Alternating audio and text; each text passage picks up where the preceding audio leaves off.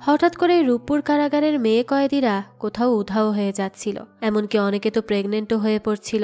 আর এই সব কিছুর পেছনের মাস্টার মাইন্ডকে এক্সপোজ করতে গিয়ে অনু নিজেই ফেসে যায় মার্ডার কেসে। এরপর থেকে জেলের মধ্যে তার উপর চলতে থাকে অমানবিক নির্যাতন। কিন্তু এত কিছুর পরও সাংবাদিক অনু কি পারবে আসল কালপ্রিটকে সবার সামনে নিয়ে আসতে আর নিজেকে নির্দোষ প্রমাণ করতে?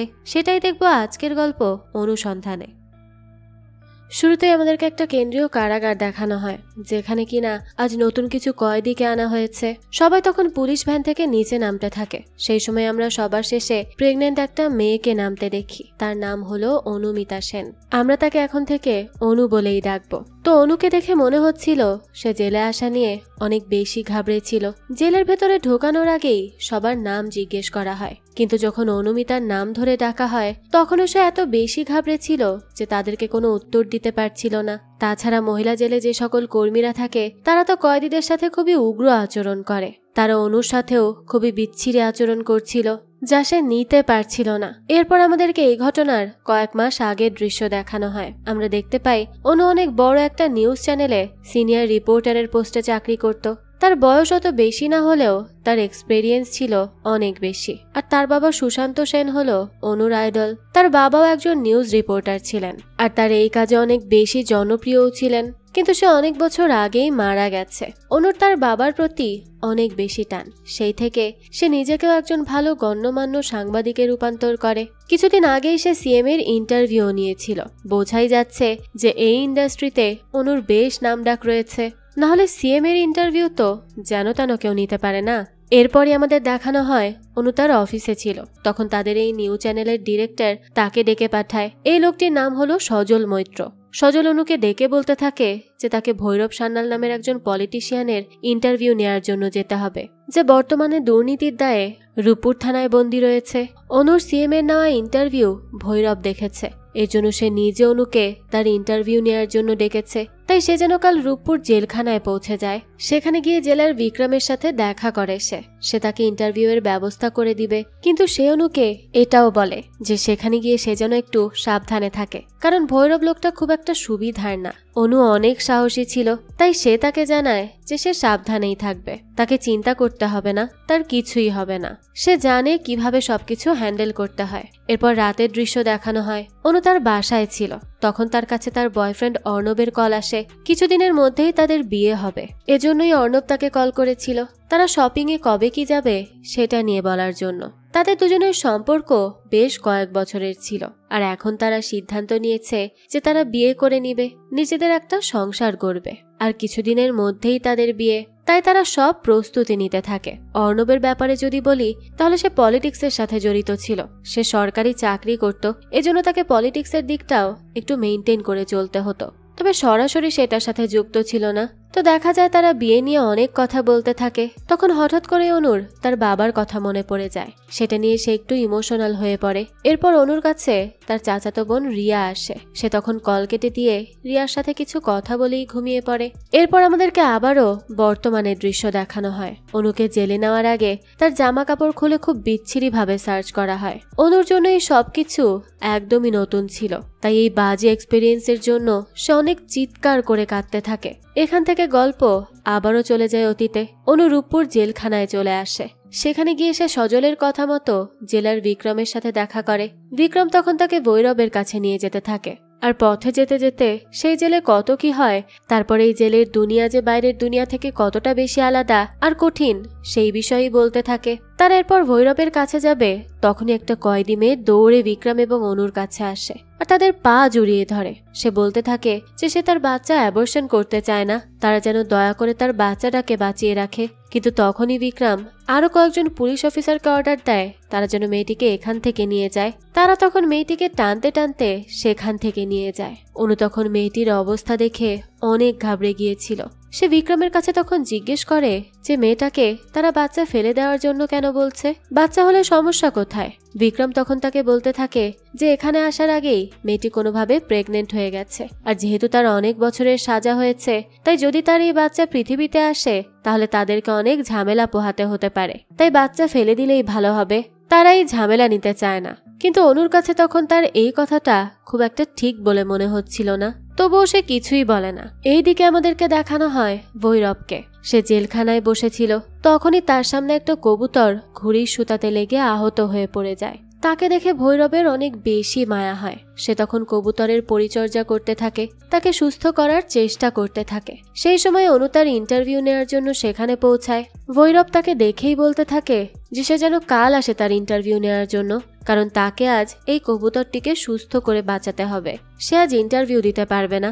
যেহেতু সে অনেক প্রভাবশালী একজন মানুষ ছিল, তাই অনুকে তো তার কথা মানতেই হতো। তাই সে তখন তার অ্যাসিস্ট্যান্ট প্রকাশকে নিয়ে সেখান থেকে চলে আসতে থাকে। সে সময় পথে প্রকাশ তাকে বলতে থাকে যে ভৈরব লোকটিকে তার কাছে খুব একটা সুবিধার বলে মনে হলো না, কিন্তু সে আবার একটা কবুতরের জন্য যত মায়া দেখালো তা দেখে তার মনে হচ্ছে যে একটা লোক কবুতরকে এত ভালোবাসতে পারলে মানুষকে না জানি কত বেশি ভালোবাসে। কিন্তু তখনই অনু হেসে দেয় আর বলে যে মানুষের ভালোবাসা হলো দুই প্রকার, একটা সত্যিকারের ভালোবাসা আর একটা মিথ্যা ভালোবাসা। এখন ভৈরব কবুতরটির প্রতি কেমন ভালোবাসা দেখিয়েছে তা তার এখনো জানা নেই। এগুলো বলতে বলতে মাঝপথে গিয়ে অনুর কিছু একটা মনে পড়ে যায়। তাই সে আবার ওই স্কুটি ঘুরিয়ে সেই জেলখানায় চলে আসে। এরপর বাইরে থাকা একটা কনস্টেবলের হাতে লুকিয়ে কিছু টাকা দেয় আর তার কাছে তার পা ধরে থাকা সেই পোয়াতি মহিলাটির সম্পর্কে জিজ্ঞেস করে। কনস্টেবল তখন তাকে জানায় মেয়েটির নাম হলো ললিতা আর তার কেস বাঘাপুর থানায় করা হয়েছিল। এর বেশি আর সে কিছু অনুকে জানাতে পারে না। এখান থেকে গল্প চলে আসে আবারও বর্তমানে। আমরা অনুকে দেখতে পাই সে দুপুরের খাবার নেওয়ার জন্য সেখানে থাকা কর্মীদের কাছে যায়, কিন্তু সে যখন খাবার নিয়ে তার টেবিলে যাচ্ছিল তখনই একটা মেয়ের সাথে ধাক্কা লেগে তার খাবারটা মাটিতে পড়ে যায়। এই মেয়েটার নাম হলো কল্পনা। কল্পনা তখন তাকে অনেক বেশি সরি বলতে থাকে, কারণ সে আসলে ইচ্ছে করে তার খাবার ফেলে দেয়নি। অনু তখন তাকে বলতে থাকে কোনো সমস্যা নেই। এরপর সে থালা নিয়ে আবারও খাবার নেওয়ার জন্য যায়, কিন্তু সেখানে কর্মরত মহিলাগুলো অনেক বেশি খারাপ ছিল। তাই তারা বলতে থাকে যে এটা তার মামার বাড়ি না যে তারা বারবার তাকে খাবার দিবে, আর তাছাড়া যে তার খাবার ফেলে দিয়েছে সে যেন তার কাছ থেকেই খাবার ছিনিয়ে নিয়ে খায়। অনু তখন এসব শুনে অনেক নিরাশ হয়ে যায় আর সেখান থেকে চুপচাপ ফিরে আসতে থাকে। কিন্তু তখনই সে খেয়াল করে যে সেই মহিলাগুলো তাকে নিয়ে অনেক উল্টো পাল্টা কথা বলছে। আর এর মধ্যে যখন তারা অনুর বাবাকে মাঝখানে তুলে গালাগাল করতে থাকে তখন তো অনুর অনেক বেশি রাগ হয়। সে সাথে সাথে স্টিলের থালা দিয়ে একজনের মাথায় ছুঁড়ে মারে, কিন্তু এরা তো অনেক বেশি ডেঞ্জারাস ছিল। তাই তারা কয়েকজন মিলে তখন অনুকে অনেক মার মারতে থাকে। এতই মার মারে যে অনুর নাক মুখ দিয়ে রক্ত বের হয়ে যায়। কারো কাছে তাদেরকে আটকানোর মতো সাহসী ছিল না। এরপর দেখানো হয় সেখানে তাদের লিডার আম্মা জান চলে আসে। তার নাম আম্মা জান না, সবাই তাকে আম্মা জান বলে ডাকে। তো তার লোকেদের উপর অ্যাটাক করার জন্য সে অনুর গলা চেপে ধরে। সে তো তাকে প্রায় মেরেই ফেলছিল। কল্পনা তখন তার পা জড়িয়ে ধরে তাকে এমনটা না করার জন্য অনুরোধ করতে থাকে। শেষ পর্যন্ত সে তাকে ছেড়ে দেয়। কিন্তু আমাদেরকে দেখানো হয় ইন্সপেক্টর বিক্রম অনুকে একটা রুমে দড়ির সাথে ঝুলিয়ে রেখেছিল। অনুর অবস্থা ততক্ষণে অনেক বেশি খারাপ হয়ে যায়। এখান থেকে দৃশ্য পরিবর্তন হয়। গল্প আবারও ফিরে যায় অতীতে। আমরা দেখতে পাই অনু তার অ্যাসিস্ট্যান্ট প্রকাশকে নিয়ে সেই বাঘাপুর থানায় চলে যায়। সেখানে গিয়ে সিনিয়র ইন্সপেক্টরের সাথে দেখা করে। এরপর তাকে ইন্টারভিউ নেওয়ার কথা বলে ভুলিয়ে ভালিয়ে তার কাছ থেকে ললিতার কেসের সম্পর্কে জানার চেষ্টা করে। তখন সে জানতে পারে যে ললিতা 2 বছর আগে শারীরিক নির্যাতনের জন্য তার হাজবেন্ডকে খুন করেছিল। এরপর তাকে ট্রায়ালে দিয়ে দেওয়া হয়। 2 বছর ধরে সে সংশোধনাগারে ছিল। এই কথা শুনে তখন অনুমিতা তো অনেক বেশি অবাক হয়ে যায়। সে সেখান থেকে ফিরে তার ডিরেক্টর সজলের সাথে দেখা করে আর তাকে বলতে থাকে যে সে শিওর যে রূপপুর জেলখানায় মেয়েদের সাথে অনৈতিক কোনো কাজ ঘটছে, কারণ সে আগের দিন ললিতা নামের একটি মেয়েকে জেলখানার মধ্যে প্রেগনেন্ট অবস্থায় দেখতে পেয়েছে। পুলিশ অফিসার বিক্রম তাকে বলেছে যে ললিতা নাকি জেলখানায় যাওয়ার আগেই প্রেগনেন্ট হয়েছিল, কিন্তু সে থানার সিনিয়র ইন্সপেক্টরের কাছ থেকে জানতে পারে এবং প্রমাণও পেয়েছে যে ললিতাকে গত 2 বছর ধরে সংশোধনাগারেই রাখা হয়েছে। তার মানে সে সংশোধনাগারের ভেতর থেকেই প্রেগনেন্ট হয়েছে। এই কথা শুনে তখন ডিরেক্টর সজল অনেক অবাক হয়, কিন্তু সে তখন বলতে থাকে যে কোনো একটা ইনসিডেন্টের কারণে মেয়েটা প্রেগনেন্ট হতেই পারে। এতে তারা জেলখানার মধ্যে যে কোনো ঝামেলা চলছে সেটা কোনোভাবেই প্রমাণ করতে পারবে না। তাই সে যেন মেয়েটিকে নিয়ে ভাবা বাদ দিয়ে দেয়। আর তাছাড়া সেই জেলের মধ্যে ভৈরব রয়েছে, তাদের সাথে যদি কোনো প্রমাণ ছাড়া তারা ঝামেলা করার চেষ্টাও করে তাহলে তাদের বেঁচে থাকাটাও মুশকিল হয়ে যাবে। তাই এসব নিয়ে চিন্তা না করাই ভালো। এখান থেকে আবারও দৃশ্য আসে বর্তমানে। অনুর কাছে ইন্সপেক্টর বিক্রম আসে, আর সে তার সাথে অনেক বেশি খারাপ আচরণ করতে থাকে। তাকে বলতে থাকে যে একদিন সেই এই জেলখানায় তাকে তার হাত ধরে এনেছিল, এখন সেই ক্রাইম করে এখানে কেন আসলো? কোনো মতলব ছাড়া তো সে কোনো কাজ করে না, তাহলে এবার তার মতলব কি ছিল? অনু তাকে বলতে থাকে যে তাকে তো মার্ডার কেসে এখানে আনা হয়েছে। বিক্রম তখন সেখান থেকে চলে যাচ্ছিল, সেই সময় অনু তাকে ডাকে আর বলতে থাকে যে সে জানে বিক্রমের সিস্টেমে ময়লা রয়েছে, সেখান থেকে গন্ধ বের হচ্ছে। এটা বলেই সে বিক্রমের মুখে থুথু মেরে দেয়, অর্থাৎ এই দ্বারা সে বিক্রম যে করাপ্টেড এটা বুঝিয়েছে। বিক্রম তখন রেগে গিয়ে তাকে একটা চড় মেরে বসে, এরপর তাকে সলিটারি সেলে রাখার জন্য বলে। তাকে যখন দুজন ধরে সলিটারি সেলে রেখে আসছিল, তখন অনু বিক্রমকে একজন কনস্টেবলের সাথে কথা বলতে দেখতে পায়। বিক্রম তখন সেই কনস্টেবলকে কোনো একটা মশলার কথা বলছিল। সে বলতে থাকে যে কালকের মশলাগুলো যেন ঠিকমতো জায়গায় পৌঁছে যায়। অনুর কাছে এটা শুনে অনেকটা খটকা লাগে, কিন্তু সে পরিষ্কারভাবে কিছুই বুঝতে পারছিল না। এখান থেকে দৃশ্য আবারও চলে যায় অতীতে। অনুমিতা ভৈরবের ইন্টারভিউ নেওয়ার জন্য পরবর্তী দিন আবারও যায়। সেদিন গিয়ে সে ভৈরবের ইন্টারভিউ নিতে থাকে। তখন ভৈরবের হাতে একটা বই দেখা যায়। এটা দেখে অনু বলতে থাকে যে আগের দিন সে তার হাতে অন্য একটা বই দেখেছিল, আর বুকমার্ক দেখে সে বুঝতে পেরেছিল যে ভৈরব বইটির 10-15 পাতাই মাত্র পড়েছে, কিন্তু একদিনের মধ্যে সে সেই বইটা একেবারে পড়ে ফেলল। তারপর আবার নতুন বইয়ের এতগুলো পেজ তার পড়া হয়ে গেছে, তার মানে সে তো অনেক ফাস্ট রিডার। এই কথা শুনে ভৈরব বলে যে তার অবজারভেশন স্কিল তো অনেক বেশি ভালো, তবে সে হয়তো জানে না যে ভৈরবের অবজারভেশন এবং তার নেটওয়ার্ক অনুমিতার থেকে অনেক বেশি ভালো।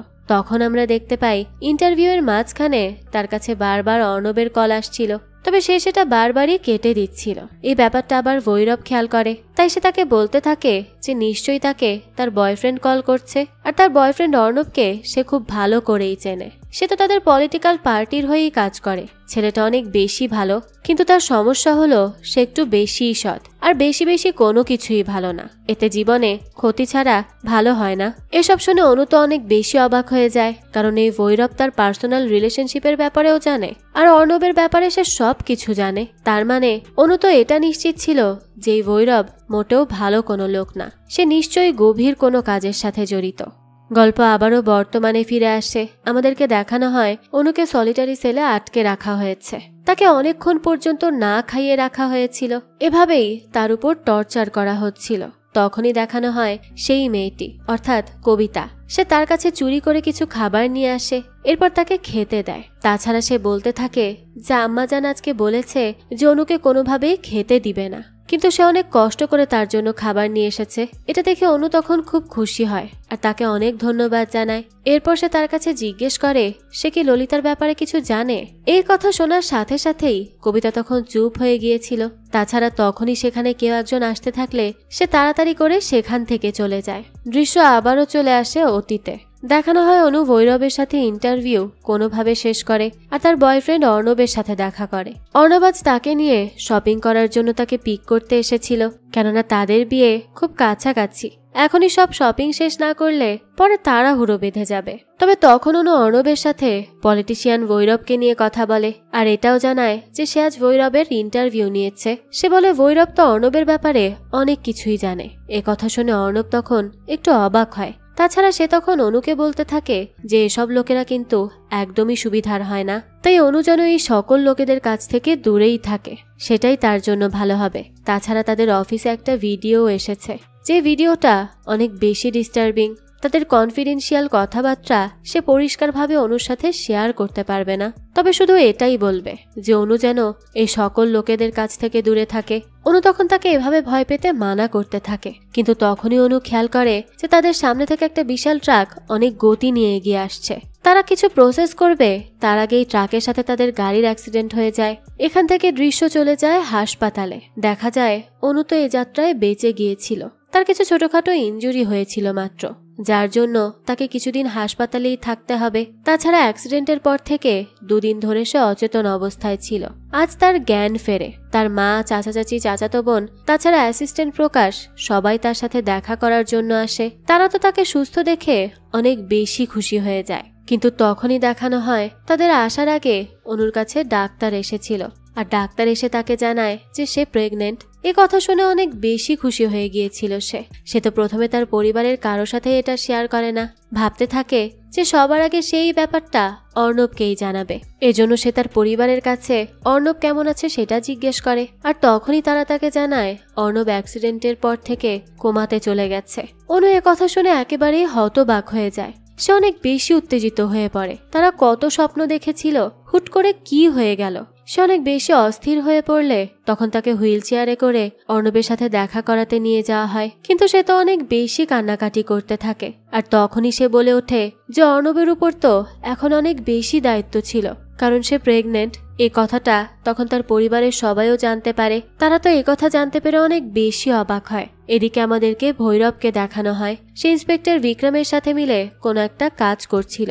বোঝাই যায় যে এটা মোটেই কোনো নৈতিক কাজ ছিল না। তো বিক্রম আজ তার কাছে আসে আর বলতে থাকে যে সে তার মশলাগুলো ঠিকমতো জায়গায় পৌঁছে দিবে, কিন্তু এই কাজে তো অনেক বেশি ঝুঁকি রয়েছে। তখন ভৈরব তার কান টেনে ধরে আর বলতে থাকে যে কাজে ঝুঁকি আছে এর জন্যই বিক্রম এত এত টাকা পাচ্ছে, আর তার চাকরিটা এখনো রয়েছে। তাই সে যেন কোনো কথা না বলে চুপচাপ সে যেভাবে বলছে ঠিক সেভাবেই কাজ করে নেয়। এরপর আমাদের অনুকে দেখানো হয় সে হসপিটালে থাকলে তার সাথে ডিরেক্টর সজল দেখা করার জন্য আসে। অনু তখন তাকে বলতে থাকে যে তার মনে হয় যে ট্রাকের অ্যাক্সিডেন্টে ইচ্ছে করে প্ল্যান করে করা হয়েছে। কেউ অর্ণবকে মারার চেষ্টা করেছিল, কারণ তার কাছে কোনো একটা ভিডিও প্রমাণ ছিল। কিন্তু তখনই তার কথা শুনে সজল বলতে থাকে যে এটা তো তারা নিশ্চিত হয়ে বলতে পারছে না। আর তাছাড়া অ্যাক্সিডেন্টের পরে যখন অর্ণবের গাড়ি সার্চ করা হলো তখন তো সেই গাড়ির মধ্যে কিছু পাওয়াও যায়নি। নিশ্চয়ই কোনো ভিডিও থাকলে সেটা অর্ণব নিজের কাছে কোনো পেন ড্রাইভ বা হার্ড ডিস্কে সহি সালামতে রেখে দিত। এই কথা শুনে তখন অনু এটা নিয়ে ভাবতে থাকে যে তাহলে ব্যাপারটা কি হলো। বর্তমানে দেখানো হয় অনুকে পরের দিন ওয়ার্ডে শিফট করা হয়। একজন কনস্টেবল তাকে ওয়ার্ড পর্যন্ত নিয়ে যায়। সেখানে গিয়ে অনু দেখে যে ওয়ার্ডে শুধু আম্মাজানের কথাই চলে। সে যেমন যেমন বলে বাকি সবাইকে তেমন করেই চলতে হতো। অনুর সাথে আম্মাজানের আগেই অনেক ঝামেলা হয়ে গিয়েছিল, তাই সে অনুকে জেলখানার ওয়াশরুম পরিষ্কার করার দায়িত্ব দেয়। সেটা ছিল অনেক বেশি জঘন্য। এই প্রেগনেন্ট অবস্থায় অনু কোনোভাবে সবকিছু সহ্য করে ওয়াশরুমটা পরিষ্কার করে দেয়, কারণ এছাড়া যে তার কাছে আর কোনো উপায় নেই। এদিকে আমাদেরকে ভৈরবকে দেখানো হয় সে জেলখানার হাসপাতালে ললিতার সাথে দেখা করতে যায়। ললিতা তো একদমই ভয় পেয়েছিল। সে তাকে বলতে থাকে যে সত্যিটা সে কাউকে জানাবে না, তারা যেন তাকে এই বাচ্চাটিকে দুনিয়াতে আনতে দেয়। সে আর কিছুই চায় না। তখন ভৈরব তার সাথে খুবই শান্তভাবে কথা বলে আর তাকে বলতে থাকে যে ঠিক আছে, তাকে তার বাচ্চা ফেলতে হবে না, কিন্তু সে যেন শুধু তার মুখটা বন্ধ রাখে। এটা বলে সে চলে আসছিল। তখনই সেখানে বিক্রমের পাশাপাশি অন্য একজন পুলিশ অফিসার চার্জে ছিল। তার নাম হলো শঙ্কর। সে নতুন নতুন এখানে জয়েন করেছে। তার আগে বিজয় নামের আর একজন পুলিশ অফিসার এখানে ছিল, কিন্তু সে ভৈরব এবং বিক্রমের সিক্রেট জানতো আর সেটা মিডিয়ার সামনে আনার চেষ্টা করেছিল। এই বিষয়ে যখনই ভৈরব জানতে পারে তখনই সে বিজয়ের বাসায় পরিকল্পনা করে আগুন ধরিয়ে তাকে মেরে ফেলে। আর এই নিয়ে সে নতুন অফিসারকে ভয় দেখাতে থাকে। তাকে ইনডিরেক্টলি বলতে থাকে যে আগের পুলিশ অফিসার তার সাথে বিশ্বাসঘাতকতা করার চেষ্টা করেছিল, এর জন্যই তার এমন পরিস্থিতি হয়েছে। তাই শঙ্কর যেন তাদের কথা বাইরে প্রচার করার চিন্তাও না করে। শঙ্কর তখন এসব শুনে অনেক বেশি ঘাবড়ে যায়। সে তাকে বলতে থাকে যে সে কোনো কিছুই দেখেনি আর কোনো কিছুই শোনেনি, সে কাউকে কিচ্ছু বলবে না। ভৈরব বলে ঠিক আছে, সে যেন এভাবেই চলে। এখান থেকে দৃশ্য পরিবর্তিত হলে আমাদেরকে বর্তমানের দৃশ্য দেখানো হয়। ওয়াশরুম পরিষ্কার করে অনু তাড়াতাড়ি করে গোসল করতে চলে যায়, কারণ তার অনেক বেশি ঘেন্না লাগছিল।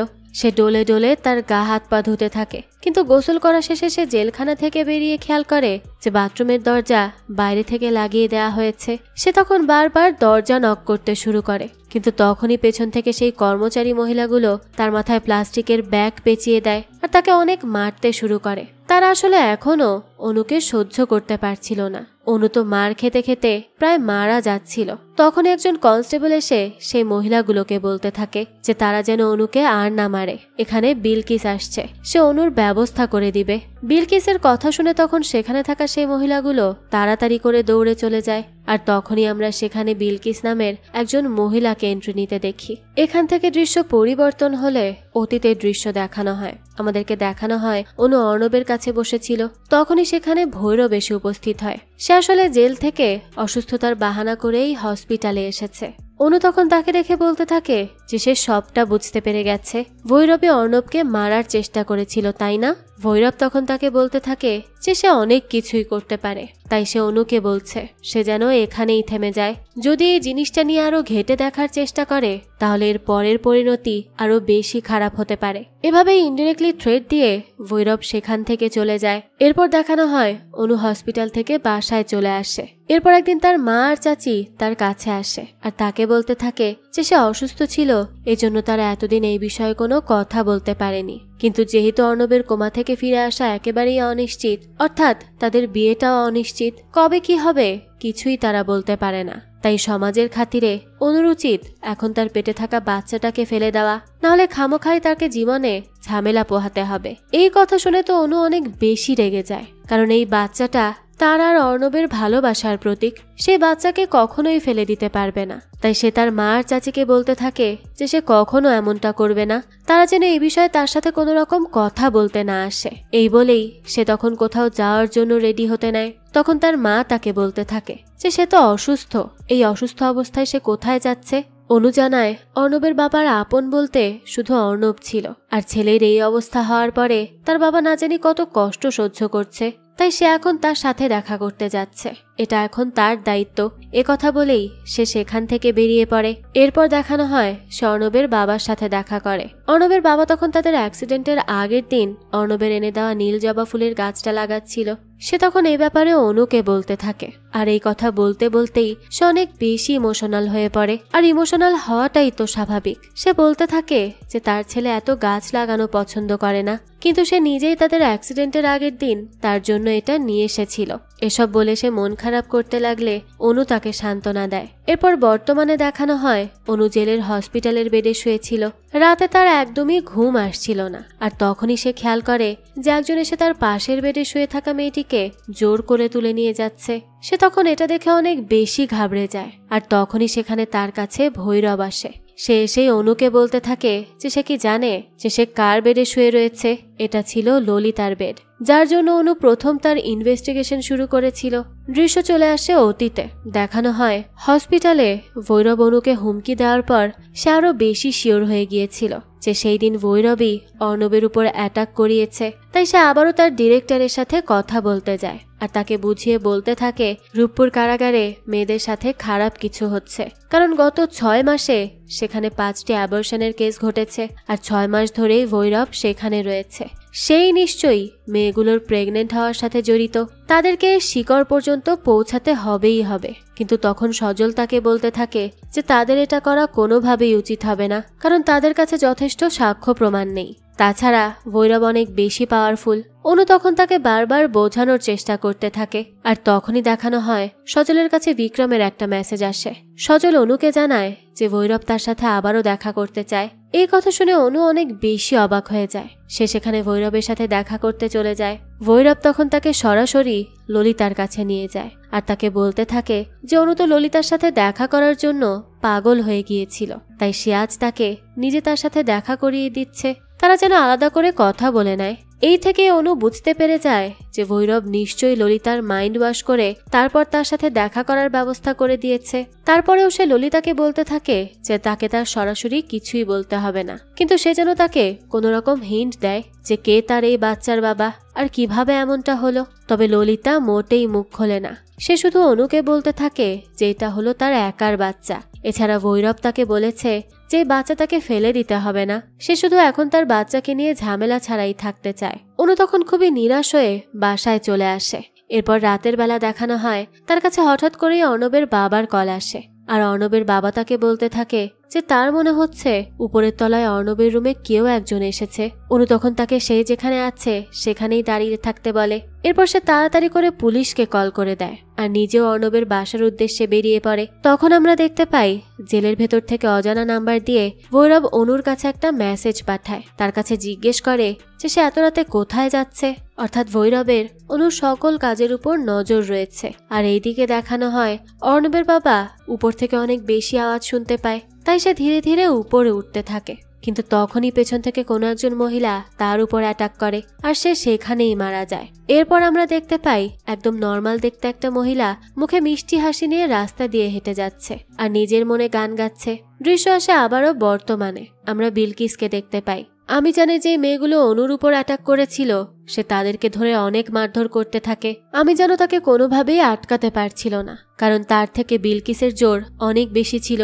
বিলকিস তখন বলতে থাকে যে তাদের এত সাহস কিভাবে হলো যে একটা প্রেগনেন্ট মেয়েকে এভাবে অত্যাচার করার। এরপর থেকে যদি তারা মেয়েটির আশেপাশেও গিয়েছে তাহলে সে তাদেরকে আর ছাড়বে না। এই বলে সে সেখান থেকে চলে যাচ্ছিল, কিন্তু তখনই আম্মিজানের একটা মেয়ে তার উপর কাউন্টার অ্যাটাক করে, আর তখনই বিলকিস মেয়েটাকে সেখানেই মেরে ফেলে। এদিকে অনুকে দেখানো হয় সে জেলের মধ্যে থেকে এসব ঝামেলার শব্দ পেলে হসপিটালে তার পাশের সিটে শুয়ে থাকা মেয়েটির কাছে জিজ্ঞেস করে যে কি হচ্ছে।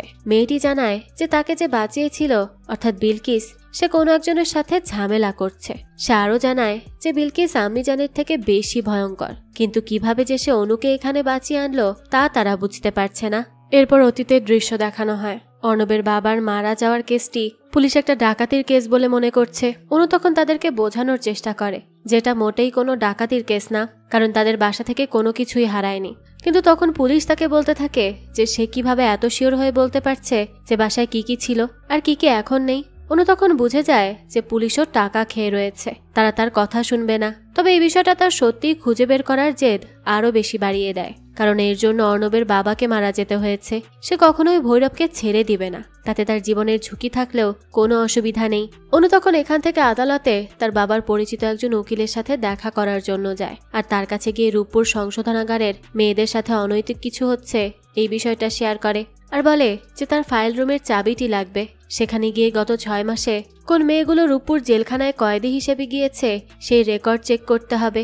লোকটি তার বাবার ভালো বন্ধু ছিল, এর জন্য লুকিয়ে অনু ফাইল রুমের চাবি দিয়ে দেয়। অনু তখন তাড়াতাড়ি করে সেখানে গিয়ে মেয়েগুলোর ফাইল খুঁজে বের করে আর সেগুলো দেখে নেয়। এরপর বর্তমানে দেখানো হয় অনু জেলের হসপিটালে থাকলে কবিতা তার সাথে পেটে ব্যথার বাহানা করে দেখা করতে আসে। অনু তখন কবিতার কাছে এই বিলকিসকে সেটা জিজ্ঞেস করে। কবিতা বলতে থাকে তার নাম হলো বিলকিস বেগম। তার নাম হয়তো অনু খবরের কাগজে পড়েছে, কারণ সর্বপ্রথম বিলকিস জেলার বিক্রমের সাথে বাজি ধরে রূপপুর জেলখানা ব্রেক করেছিল। এগুলো শুনে তখন অনুর বিলকিসের কথা মনে পড়ে যায়। সে তার এই কাণ্ডের ব্যাপারে নিউজ পেপারেই পড়েছিল। এরপর অতীতের দৃশ্য দেখানো হয়। অনুর কাছে অর্ণবের একজন কলিগ সার্থকের মেসেজ আসে। সার্থক তাকে তার অফিসে দেখা করার জন্য বলে।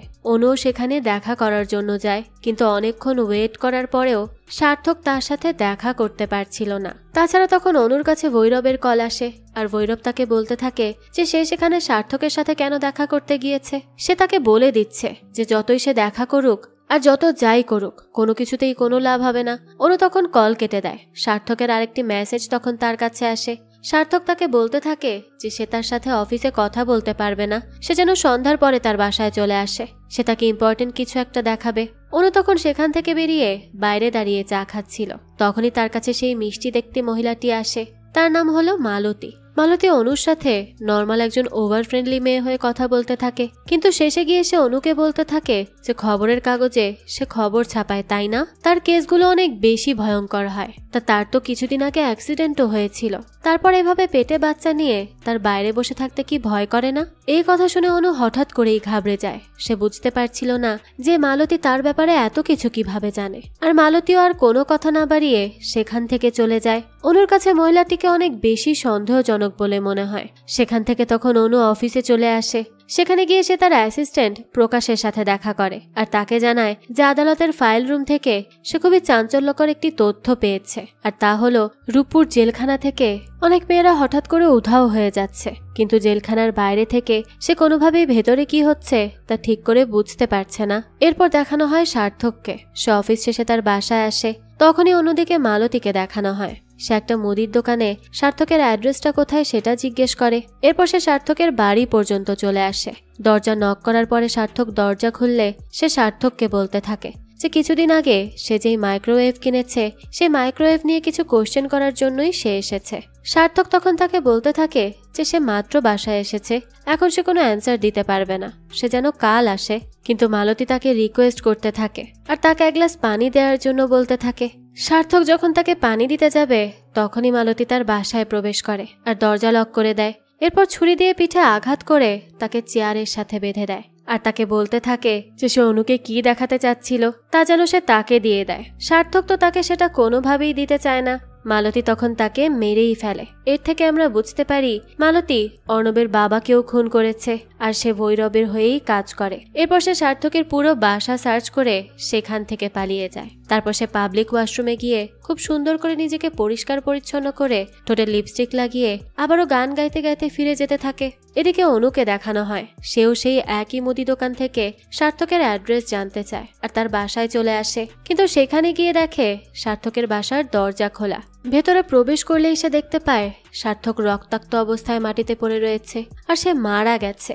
এটা দেখে অনুমিতা অনেক বেশি ঘাবড়ে যায়। সে দৌড়ে সেখান থেকে চলে যাচ্ছিল, কিন্তু তখনই একজন লোক সিঁড়ি থেকে উপরে উঠতে গেলে তার সাথে অনুর ধাক্কা লাগে আর তার ব্যাগ নিচে পড়ে যায়। তবে অনু এতটাই বেশি ঘাবড়ে গিয়েছিল যে ব্যাগ সেখানে ফেলে রেখেই সেখান থেকে দৌড়ে পালিয়ে যেতে থাকে। এরপর সে তার অ্যাসিস্ট্যান্ট প্রকাশের বাসায় চলে আসে আর তার সাথে পুরো বিষয়টা শেয়ার করে। প্রকাশ এই সবকিছু শুনে তখন তাকে বলতে থাকে যে তার সেখানে পুলিশ আসা পর্যন্ত অপেক্ষা করা উচিত ছিল, এভাবে পালিয়ে আসাটা তার উচিত হয়নি, এতে সে ঝামেলায় পড়ে যেতে পারে। অনু তখন বলতে থাকে যে সেই সবকিছু আর সহ্য করতে পারছে না। দুইটা মানুষের প্রাণ চলে গেল, অর্ণব মৃত্যু শয্যায় রয়েছে, সে এখন কি করবে কিছুই বুঝতে পারছে না। কিন্তু সে এটা নিশ্চিত যে অর্ণবের এবং সার্থকের কাছে যে জিনিসটা রয়েছে সেটা ভৈরবের হাতে এখনো পর্যন্ত আসেনি, কারণ তা না হলে ভৈরব মালতীকে দিয়ে তাকে থ্রেট দেওয়াতো না। তাই তাদের পাওয়ার আগে অনুদেরকেই সেই জিনিসটা খুঁজে বের করতে হবে। তখনই অনুর মনে পড়ে যে অর্ণবের বাবা তাকে বলেছিল অর্ণব অ্যাক্সিডেন্টের আগের দিন তাকে একটা জবা ফুলের গাছ এনে দিয়েছিল। তার তখন বুঝতে আর বাকি থাকে না যে সেই গাছের নিচেই হয়তো কিছু একটা রয়েছে। তাই সে আর এক মুহূর্ত দেরি না করে তখনই প্রকাশকে নিয়ে অর্ণবের বাসার উদ্দেশ্যে বেরিয়ে পড়ে। এরপর আমাদেরকে বর্তমানের দৃশ্য দেখানো হয়। সেই কর্মচারী মহিলাকে খুন করার জন্য বিলকিসের বিরুদ্ধে মিডিয়াতে অনেক কথাবার্তা হতে থাকে। পুলিশ না পেরে মিডিয়ার কনফারেন্স ডাকে এবং তাদের সবাইকে বলতে থাকে সেই মহিলা কর্মচারী বিলকিসের উপর আগে আক্রমণ করেছিল আর সে নিজের হাতিয়ারে নিজেই মারা গেছে। এতে বিলকিসের কোনো দোষ নেই, হ্যাঁ, তবুও তারা তদন্ত করে দেখছে। তখনই একজন সাংবাদিক পুলিশ কমিশনারের কাছে জিজ্ঞেস করে যে প্রথমে জেলখানায় থেকে মেয়েদের প্রেগনেন্ট হওয়া, তারপর একটা মেয়ের হঠাৎ করেই আত্মহনন করে মারা যাওয়া, তারপর আবার এই বিলকিসের কেস, জেলখানার মধ্যে আদৌ কি সব ঠিকঠাক রয়েছে? কমিশনার তখন তাকে বলে যে তারা তাদের সকল প্রশ্নের জবাব দিবে, তবে সেটা তাদের ইনভেস্টিগেশন শেষ হলে, তার আগে নয়। তার আগে তারা কিছুই বলতে পারবে না। তখনই আমাদেরকে বিলকিসকে দেখানো হয় বিক্রমের সাথে বসে সেই কনফারেন্সের নিউজটি দেখছিল। বিক্রম তখন তাকে বলতে থাকে যে তার জন্যই তাদেরকে এখন কত ঝামেলা পোহাতে হচ্ছে, আর তাছাড়া তার কি অনুকে পছন্দ হয়ে গেছে নাকি, যার জন্য সে তাকে আমিজানের মেয়েদের হাত থেকে বাঁচালো? এসবের কি দরকার ছিল? বিলকিস বলতে থাকে যে হ্যাঁ, পছন্দ তো হয়েছে, তাই সে যেন অনুকে খুব তাড়াতাড়ি তার সেলে পাঠানোর ব্যবস্থা করে। বিক্রম তাকে বলে যে বিলকিসের পছন্দ হওয়া মানে তো অনুর আরো বেশি খারাপ দিন শুরু হলো, কারণ বিলকিসের ভালোবাসা শাস্তির থেকে কোনো অংশে কম না। তারা তখন এটা বলে একে অপরের সাথে হাসতে থাকে। এদিকে অনুকে দেখানো হয় তার সাথে পুলিশ কমিশনার শুভ্র দেখা করার জন্য আসে। শুভ্র তাকে বলতে থাকে যে সে তার বাবাকে খুব ভালো করে চেনে, তার বাবা খুব ভালো একজন মানুষ ছিল, তার মেয়ে হয়ে অনু এমন একটা কেসে কিভাবে ফাঁসলো। অনু তাকে বলতে থাকে তাকে শুধুই ফাঁসানো হচ্ছে, সে কিছুই করেনি। শুভ্র তখন তাকে বলে যে সে কিছু না করে থাকলে কোর্টে সেটা প্রমাণ হয়ে যাবে, ততক্ষণ পর্যন্ত সে যেন ভালো থাকে আর সাবধানে থাকে। শুভ্র এখান থেকে ভৈরবের সাথে দেখা করে। তখন আমরা তাদের কনভারসেশন থেকে বুঝতে পারি যে তাদের মধ্যে শত্রুতা রয়েছে, দুজন একে অপরকে সহ্য করতে পারত না। শুভ্র এখানে ভৈরবকে খোঁটা দিয়ে কিছু একটা বলে সেখান থেকে চলে যায়। এরপর রাতের বেলা দেখানো হয় সবাই ঘুমিয়ে গেলে অনু কবিতার কাছে ললিতা সম্পর্কে আবারও জিজ্ঞেস করে। কবিতা তখন তাকে বলে যে ললিতা আত্মহনন করেনি, তাকে তারা সবাই মিলে জীবিত দড়ির সাথে ঝুলিয়ে দিয়েছিল। এই কথা শুনে অনুমিতা অনেক বেশি অবাক হয়। এরপর তাকে বলতে থাকে যে সে বিলকিস পর্যন্ত কিভাবে পৌঁছাবে। কবিতা তাকে বলে বিলকিস খুবই ভয়ঙ্কর একটা মহিলা, সে তাকে ছিঁড়ে ফেলবে, তাই সে যেন তার কাছ পর্যন্ত যাওয়ার চিন্তাও না করে। অনু তারপরেও তার কাছে বিলকিস পর্যন্ত পৌঁছানোর উপায় জানতে চায়। কবিতা তাকে বলে যে যারা বিক্রমের সাথে বেশি ঝামেলা করে তাদেরকে বিক্রম শাস্তি হিসেবে বিলকিসের সেলে পাঠিয়ে দেয়। এখান থেকে আবারও দৃশ্য চলে যায় অতীতে। অনু প্রকাশকে নিয়ে অর্ণবের বাড়িতে চলে যায়। সেখানে গিয়ে দেয়াল টপকে তার ভেতরে প্রবেশ করে। এবার জবা ফুলের গাছের কাছে খুঁজতেই তারা সেখানে একটা পেন ড্রাইভ পেয়ে যায়। তারা তখন সেটা নিয়ে ফিরে আসছিল, কিন্তু তখনই প্রকাশের উপর মালতী অ্যাটাক করে। প্রকাশের গলায় ছুরি ধরে সেও অনুকে বলতে থাকে যে সে যেন ভালোই তার কাছে থাকা জিনিসটা তাকে দিয়ে দেয়, তা না হলে প্রকাশকে সে এখানেই মেরে ফেলবে। অনু তখন অনেক বেশি ঘাবড়ে যায়। সে কি করবে কিছুই বুঝে উঠতে পারছিল না। বর্তমানে দেখানো হয় অনু বিক্রমের সাথে দেখা করে। বিক্রম তখন তাকে বলে যে সুন্দরী মেয়েরা তার সাথে দেখা করতে আসলে সে কখনোই মানা করতে পারে না। তাছাড়া অনুকে প্রথম দিন দেখেই তো তার শরীর নিয়ে সে স্বপ্ন দেখতে শুরু করেছিল। বুঝুন এই লোক কত খারাপ। সে আরো বলতে থাকে সে এখন তাকে হাতের মুঠোয় পেয়ে তার খুব ভালো লাগছে। অনু তখন তার এই বিচ্ছিরি কথাবার্তা একেবারেই নিতে পারছিল না। তাই সে বিক্রমকে বলতে থাকে যে তার তো একটা ছেলে হয়েছে তাই না? তার ছেলে কি জানে যে তার বাবা একজন ঘুষখোর আর সে মেয়েদের সম্মান করে না? বিক্রম কথা শুনে অনেক রেগে যায়। সে অনুর গাল চেপে ধরে আর তখনই অনু তার পাশে থাকা পেন্সিল দিয়ে বিক্রমের গলায় আঘাত করে। বিক্রম তখন তার এই কাজের জন্য লোক ডেকে অনুকে বিলকিসের সেলে দিয়ে আসার জন্য বলে। আর অনু তো এটাই চাচ্ছিল। এখান থেকে দৃশ্য আবারও চলে যায় অতীতে। দেখা যায় মালতী অনুর কাছে সেই পেন ড্রাইভ চাইলে তার কাছে অন্য কোনো পথ না থাকায় সে তাকে পেন ড্রাইভটা দিয়ে দেয়। কিন্তু এতে প্রকাশ কিছুটা আহত হয়। সে তাকে নিয়ে হাসপাতালে যায়। আর তখনই তার কাছে ভৈরবের কল আসে আর তাকে বলতে থাকে যে এত হসপিটালে আর এদিকে ওদিকে দৌড়াতে দৌড়াতে অনু নিশ্চয়ই অনেক বেশি টায়ার্ড হয়ে গেছে, তার এখন বিশ্রাম নেওয়ার পালা। তাই সে যেন তার পেছনে ঘুরে দেখে। অনু তখন পেছনে ঘুরে দেখে সেখানে পুলিশ তাকে সার্থকের মার্ডার কেসের আসামি হিসেবে ধরে নিয়ে যেতে এসেছে। অনু তখন অনেক ঘাবড়ে যায়, তবুও কোনো ঝামেলা না করে পুলিশের সাথে যেতে রাজি হয়। আবারও বর্তমানের দৃশ্য দেখানো হয়। অনুকে বিলকিসের সেলে দিয়ে দেওয়া হয়। তখন অনু বিলকিসকে তাকে বাঁচানোর জন্য ধন্যবাদ জানাতে থাকে আর বলতে থাকে যে সবাই যে তাকে এত খারাপ বলছে তার মনে হয় না যে বিলকিস অতটাও খারাপ, কারণ সে খারাপ হলে কখনোই তাকে বাঁচাতো না। কিন্তু তখন বিলকিস তার কাছে আসে আর বলতে থাকে সে যে কতটা ভয়ঙ্কর তা সে জানে না। এটা বলেই সে অনুর ঘাড়ে একটা কামড় দিয়ে বসে। এদিকে তখন ভৈরবকে দেখানো হয়। বিক্রম তাকে গিয়ে জানায় যে অনু তার উপর অ্যাটাক করেছিল, এর জন্য বিলকিসের সেলে তাকে পাঠিয়ে দেওয়া হয়েছে। এই কথা শুনে ভৈরব তাকে বলতে থাকে যে অনু সাধারণ কোনো সাংবাদিক না, সে যেন তাকে বিলকিসের সাথে না রাখে, কি জানি কোথা থেকে কি করে ফেলে। এরপর সে বিক্রমকে বলতে থাকে যে সে আর এই জেলে বেশি দিন থাকতে পারবে না, তাই আজকের মশলাগুলো ঠিকমতো ডেলিভারি হচ্ছে কিনা এটা দেখার জন্য সে নিজে সেই লোকেশনে যাবে। আবহাওয়া তার খুব একটা ঠিক লাগছে না। বিক্রম তখন ব্যবস্থা করার জন্য যেতে থাকে। এদিকে দেখানো হয় কামড়ে দেওয়ার পরে বিলকিস অনুর কাছে মলম দেয় আর তাকে বলতে থাকে যে একটু পরে এখানে গার্ড আসবে, আর যদি তারা দেখে যে সে এখনো পর্যন্ত অনুর উপর কোনোভাবে অ্যাটাক করেনি তখন তারা সন্দেহ করবে। অর্থাৎ বিলকিস আসলেই খারাপ কোনো মহিলা ছিল না। তখন অনু বিলকিসের কাছে তার এখানে আসার গল্প জানতে চায়। বিলকিস তাকে সবটা বলতে থাকে। সে বলে যে প্রথমে তার যার সাথে বিয়ে হয়েছিল সেই ঘরে তার একটা মেয়ে ছিল, কিন্তু অনেক বছর পর এসে সে জানতে পারে তার স্বামী অন্য মহিলার সাথে পরকীয়ার সম্পর্কে জড়িত। এজন্য সে তাকে ডিভোর্স দিয়ে অন্য একজনকে বিয়ে করে। কিন্তু কিছু মাস যেতেই সেই লোকটা তার মেয়ের দিকে হাত বাড়াতে শুরু করে, যার জন্য সে একদিন লোকটাকেই খুন করে। তারপর থেকেই সেই জেলে রয়েছে। তার মেয়ে কখনো তার সাথে দেখা করতে আসেনি। এগুলো শুনে অনুর তার জন্য অনেক কষ্ট হয়। সে তার কাছে গিয়ে তাকে জড়িয়ে ধরে। এরপর তার কাছে জিজ্ঞেস করে যে বিলকিস তাকে কেন সাহায্য করছে। বিলকিস বলতে থাকে যে তার মেয়ের নাম ছিল অনুরাধা, সে তাকে অনু বলেই ডাকতো, তাকেও তো সবাই অনু বলেই ডাকে, আর এই কারণেই সে তাকে সাহায্য করছে। কথা শুনে অনু তাকে জড়িয়ে ধরে। এখান থেকে দৃশ্য পরিবর্তন হয়। আমাদেরকে বিক্রম আর তার সাথের কিছু পুলিশ অফিসারদের দেখানো হয়। তারা অন্য একটা গাড়িতে ভৈরবকে নিয়ে একটা জাহাজের পোর্টে যায়। তখন আমরা তাদের তথাকথিত মশলাগুলোকে দেখতে পাই। তারা মূলত জেলখানার মেয়েগুলোকে ট্রাকে করে সেখানে পাচার করে দেওয়ার জন্য এনেছিল, আর মেয়েগুলোই হলো তাদের মশলা। এক এক করে মেয়েগুলোকে তারা ট্রাক থেকে নামাতে থাকে। আর সবার শেষে আমরা দেখতে পাই সেখানে মেয়েগুলোর মধ্যে অনুও রয়েছে। তাকে দেখে তখন বিক্রম আর ভৈরব দুজনেই অনেক বেশি ঘাবড়ে যায়। অনু ট্রাক থেকে নেমে ভৈরবের সামনে এসে দাঁড়ায়। বিক্রম বুঝতে পেরে যায় যেখানে যা হতে চলেছে তা কোনোভাবেই তাদের অনুকূলে হবে না, তাই সে ভৈরবকে সেখানে রেখেই তার গাড়ি নিয়ে ফিরে যায়। আর তখনই আমরা দেখতে পাই অনু এখানে কিভাবে এসেছিল।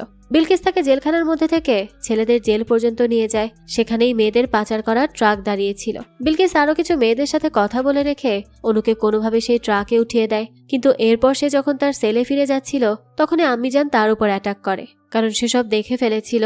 বিলকিস তখন কোনোভাবে নিজেকে বাঁচানোর চেষ্টা করে। এক পর্যায়ে তো আম্মিজান তাকে মেরেই ফেলবে, কিন্তু তখনই বিলকিস ফুলদানি দিয়ে তার মাথায় আঘাত করে আর তাকে সেখানেই মেরে ফেলে আর নিজেও বেঁচে যায়। এদিকে দেখানো হয় অনুকে দেখে ভৈরব বলতে থাকে যে তার সন্দেহ হচ্ছিল যে অনু আজ এখানে থাকবে, কিন্তু এখানে এসে কি লাভ, সে তো তার বিরুদ্ধে কোনো প্রমাণই উদ্ধার করতে পারবে না। সে অনুকে আরো বলতে থাকে যে সে নিশ্চয়ই তার সেই ভিডিওটি আগেই দেখে নিয়েছিল, তাই না? তখন আমাদেরকে দেখানো হয় অর্ণবের বাসা থেকে যখন তারা পেন ড্রাইভ পায় তখন সেখানে বসেই তারা জেলখানার মধ্যে ভৈরব মেয়েদের উপর যে শারীরিক নির্যাতন করে সেই ভিডিওটা দেখে ফেলে। এইসব কথা ভৈরবও তখন তার সামনে স্বীকার করে নিতে থাকে। আর বলতে থাকে যে জেলের একজন পুলিশ অফিসার টাকার লোভে লুকিয়ে লুকিয়ে তার এই ভিডিওটি করে নিয়েছিল, কিন্তু সে তাকে উপরে পাঠিয়ে দিয়েছে। আর অনুকে পাঠাতেও তার একদমই সময় লাগবে না, তাকে সে মেরে ফেলবে, আর মেরে ফেলার আগে তার উপর শারীরিক নির্যাতন করবে। অনু তখন হেসে দিয়ে তাকে বলতে থাকে যে সে যা যা করছে তার সবকিছু এখন লাইভ প্রচার হচ্ছে, সবাই তার এই আসল চেহারা ঘরে বসে দেখছে। এ কথা শুনে ভৈরব তখন একদমই ঘাবড়ে যায়। সে অনুকে সার্চ করতে থাকে যে কোথাও তার কোনো ক্যামেরা রয়েছে কিনা। তখন অনু তাকে বলতে থাকে যে সে আজ পর্যন্ত যা যা করেছে সবকিছু প্ল্যান মোতাবেক করেছে। সে যদি জেলে না আসতে চাইতো, ভৈরব কোনো মতেই তাকে আনতে পারতো না। তখন আমাদেরকে দেখানো হয় সেদিন ইচ্ছে করে অনু সার্থকের বাসা থেকে পালিয়ে যায়, আর ইচ্ছে করে এই সিঁড়িতে লোকটির সাথে ধাক্কা খায় যাতে করে সবার প্রথমে সার্থককে মেরে ফেলার সন্দেহ তার উপরে আসে। কিন্তু তবুও তার বিরুদ্ধে তো তেমন কোনো সাক্ষ্য প্রমাণ ছিল না। তাই তখন অনু পুলিশ কমিশনার শুভ্রর সাথে দেখা করেছিল আর তার কাছে অনুরোধ করে বলেছিল যেন সে তাকে রূপপুর জেলখানায় কোনোভাবে ঢুকানোর ব্যবস্থা করে। সে ভৈরবের আসল চেহারা সবার সামনে আনতে চায়। এভাবেই সে জেলখানায় প্রবেশ করে। আর বর্তমানে সে যখন ট্রাক থেকে নিচে নামছিল তখন কেউ যেন না বুঝতে পারে, এভাবেই সে ট্রাকের উপরে লাইভ ক্যামেরা সেট করে দেয়। এই সবকিছু দেখে ভৈরব তখন কি করবে কিছুই বুঝতে পারছিল না। তার তো অনুর উপর খুব রাগ হতে থাকে। সে তার উপর বন্দুক দিয়ে অ্যাটাক করার চেষ্টা করে, কিন্তু অনু তাকে জবরদস্ত ফাইট ব্যাক দেয়। আর এমন করতে করতে এক পর্যায়ে নিজের বন্দুকের গুলিতে ভৈরব নিজেই মারা যায়। তখন সেখানে পুলিশও চলে আসে। এর মাধ্যমে অনু এই মেয়েগুলোকে পাচার হয়ে যাওয়ার হাত থেকে বাঁচায় আর জেলটাকে শয়তানদের হাত থেকে মুক্ত করে।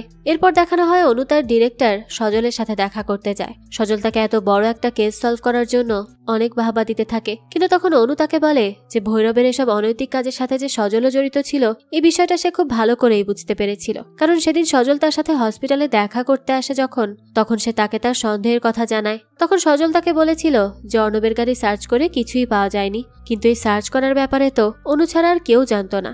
সজল তখন কি বলবে কিছুই বুঝতে পারছিল না। অনু তখন তাকে বলে যে সে এখানে আর থাকবে না, সে নিজের অনুসন্ধান নামের একটা চ্যানেল খুলবে আর সেখানে সজলকে দেখে নিবে। এই বলেই সে সাহসের সাথে সেখান থেকে বেরিয়ে যায় তার নতুন জীবনের যাত্রা শুরু করতে। আর এরই সাথে এই গল্পটাও এখানেই শেষ হয়ে যায়। এই তো ছিল একজন সাহসী সাংবাদিকের জীবনের গল্প।